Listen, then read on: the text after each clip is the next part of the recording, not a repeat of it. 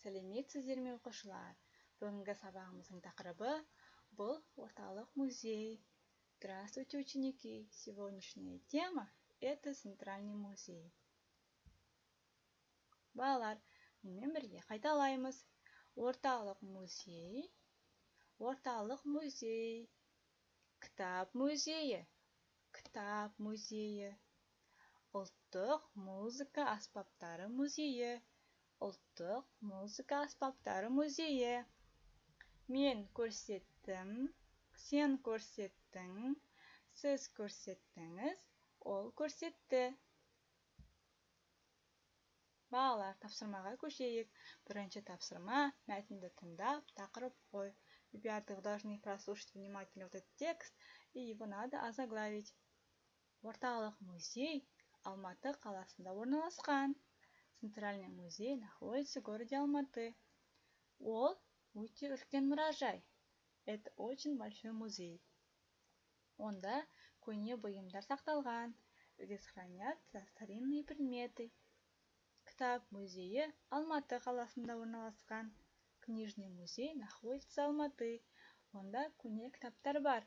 В нем собраны старинные книги. Олар араб, түркі жазуларымен жазылған. Они написаны арабскими и тюркскими шрифтами.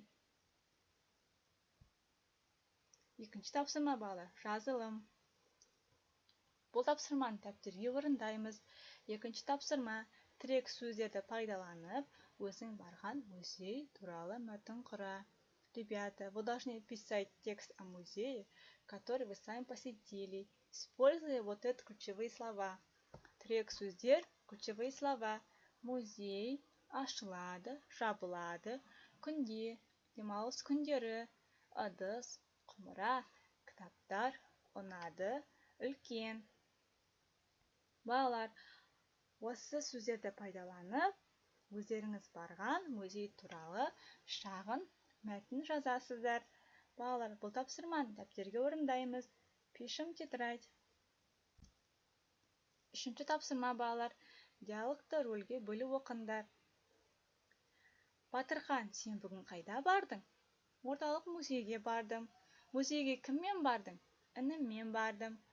Ініңе музей ұнады ма? Я, ұнады.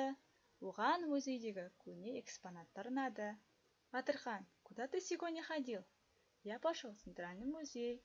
С кем вы ходили в музей? Я пошел с братом.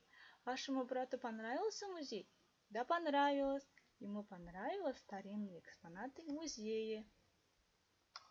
Балалар, бүгінгі тақырыпты түсінді деп ойлаймын. Рахмет. Сау болыңыздар.